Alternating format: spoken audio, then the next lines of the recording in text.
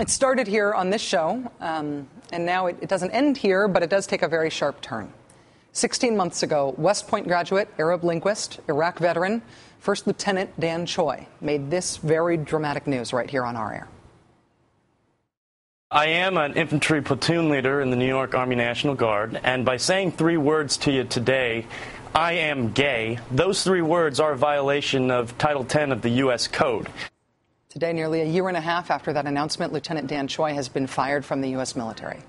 Quote, based on the approved board findings that First Lieutenant Choi did publicly admit on more than one occasion in person and through the media that he is a homosexual, such conduct being in violation of 10 U.S. Code Section 654, subsection B2, I direct First Lieutenant Choi be discharged from the New York Army National Guard with an honorable characterization of service.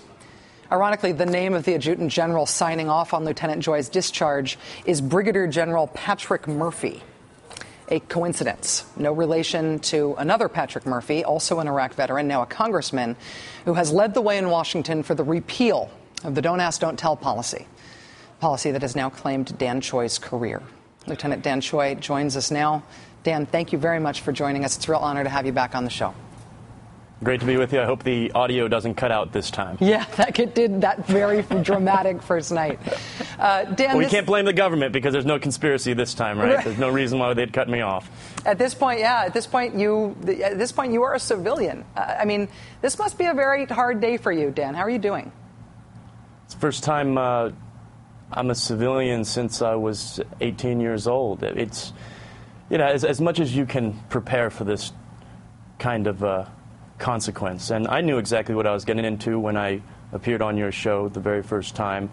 As much as you build up your armor and get ready for those words saying that you're fired, you can't deal with that pain and the emotion. I mean, I think back on my entire time in the military, from the days that I was at West Point to getting ready for deployment, infantry training, and even the activism. All of it comes up, and it's a big emotional roller coaster.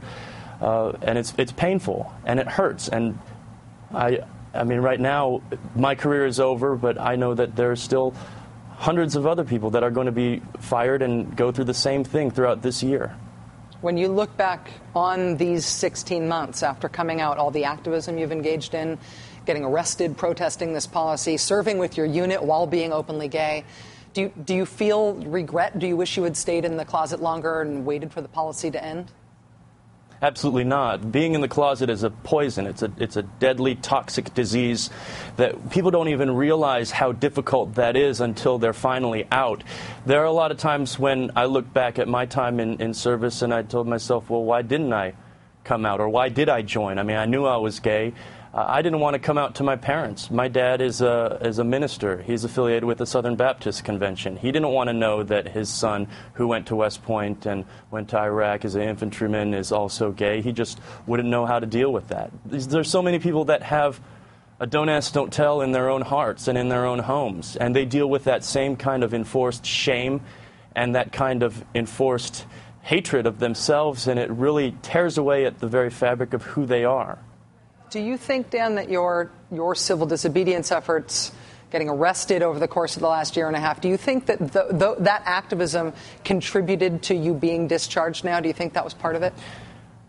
Well, it'd be very difficult for me to say that, since the charges were dropped at the very last minute by the federal government and by the D.C. government for whatever reason. A lot of people have seen that actions not only in achieving LGBT rights, gay and transgender rights, is effective, but it's been effective throughout our entire history. From the time of the Boston Tea Party throughout the American Revolution, we've seen military officers get on up and act up because they know that the meaning of service and the meaning of our country is not wrapped up in a sentiment or an emotion or an argument about what the uniform signifies. That uniform that I put on, that uniform that I've worn since the very first days at West Point, that stands for fighting for freedom and justice.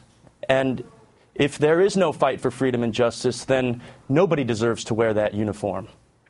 Dan, if the policy is repealed, and sources do say it could happen in the spring, in less than a year, do you think that you would sign up again? Do you know what's next for you? Well, I don't base a lot of my timelines, or I don't think anybody should base their actions on a political guesstimate. I think that if we were to do that, then we wouldn't be where we're at today.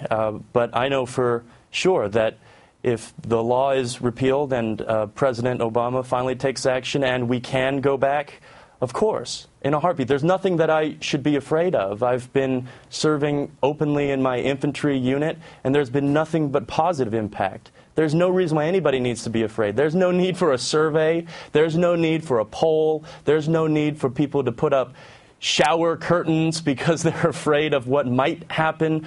I've been serving for 17 months quite openly, and I've seen nothing but positive impact when you tell people around you, people who you work with, the truth about who you are. There's nothing but an increase in unit cohesion, in teamwork, in trust. Honesty is the fabric, the foundation of all of that. Lieutenant Dan Choi, I know you had a million choices of who to talk to on TV tonight, and I want to thank you for choosing to be with us here. And as always, thank you for your service. Rachel, we wouldn't be here with Don't Ask, Don't Tell if it wasn't for people like you who stick to the facts and tell them unashamedly. So I have you to thank, and I believe all of America owes you a debt of gratitude. Thank you very much. You're way too kind. Thanks, Dan. Good luck to you, man. Stay in touch, okay? I will. All right. On Countdown tonight, Congressman Barney Frank on the deficit exploding Bush tax cuts and Republicans wanting to extend them while all the while saying they're against the deficit. First on this show, though, there is one surefire, airtight, lead pipe cinch of a way to tell when a politician is in serious trouble. A prime example of one of your elected officials staring a huge problem right in the face, caught on tape.